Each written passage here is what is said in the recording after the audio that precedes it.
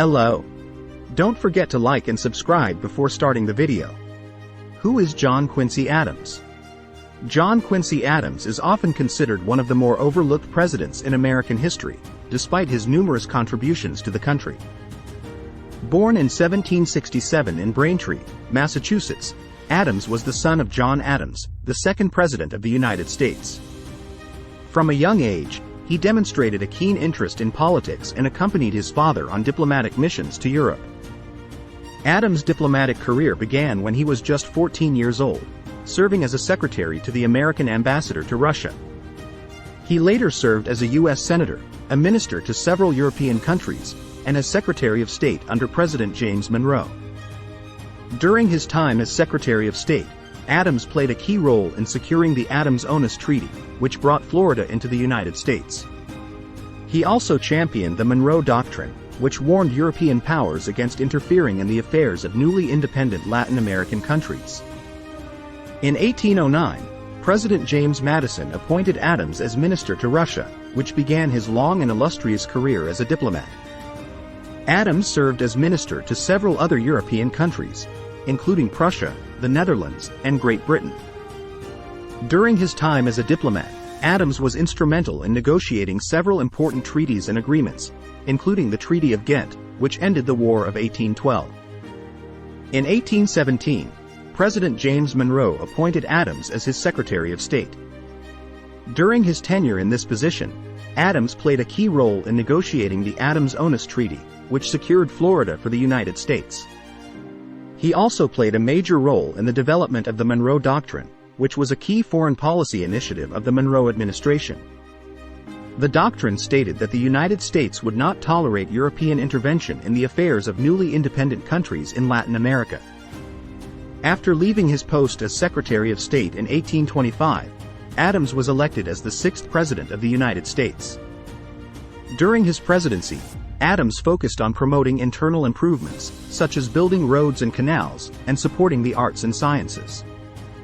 However, his presidency was also marked by political turmoil and controversy, as he faced significant opposition from Southern politicians and struggled to pass many of his proposed reforms. After leaving office in 1829, Adams returned to Massachusetts and was elected to the U.S. House of Representatives. He continued to be a vocal advocate for individual rights and liberties, including the abolition of slavery. Adams became known as one of the most prominent opponents of slavery in Congress, and he often clashed with other politicians over this issue. He remained in the House of Representatives until his death in 1848, continuing to serve the country he loved until the very end.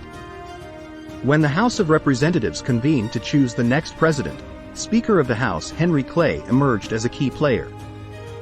Clay had finished fourth in the Electoral College, and he was not eligible to be chosen as president. However, he wielded significant influence over the outcome of the election because he was the leader of a bloc of politicians known as the Warhawks, who were strongly supportive of Adams. In the end, Clay threw his support behind Adams, and Adams was elected president by the House of Representatives. Shortly thereafter, Adams appointed Clay as his Secretary of State. This decision led to widespread accusations of a corrupt bargain, as many believed that Clay had traded his support for the presidency in exchange for the appointment to a high-level cabinet position. The accusations of a corrupt bargain dogged Adams throughout his presidency, and he faced significant opposition from Jackson and his supporters. Jackson went on to win the presidency in 1828, defeating Adams in a contentious and bitter campaign. Nevertheless, Adams continued to serve the country in various capacities for the remainder of his life, and his legacy as one of America's most dedicated and patriotic public servants remains strong to this day. John Quincy Adams's presidency was characterized by his focus on domestic improvements and his efforts to advance American industry and infrastructure. One of his main goals as president was to improve transportation throughout the country, which he believed would promote commerce and economic growth. He proposed a national program of road and canal construction, which would have linked the eastern states to the western frontier, and advocated for the creation of a national university and observatory. Adams also believed strongly in the importance of promoting culture and the arts. He supported the establishment of the Smithsonian Institution, which was founded during his presidency, and was a patron of the arts, commissioning works of art and music for the White House. However, Adams's commitment to internal improvements and cultural advancement was overshadowed by the issue of slavery. He was an ardent opponent of slavery and believed that it was a stain on America's moral character. During his presidency, he continued to advocate for abolition, and he even proposed a constitutional amendment that would have banned slavery throughout the country. Despite his strong convictions, Adams faced fierce opposition from Southern politicians, who viewed his stance on slavery as a threat to their way of life. He was also criticized for his elitist personality and his perceived detachment from the concerns of ordinary Americans. Adams was not a popular president, and his political opponents worked tirelessly to undermine his authority and obstruct his agenda.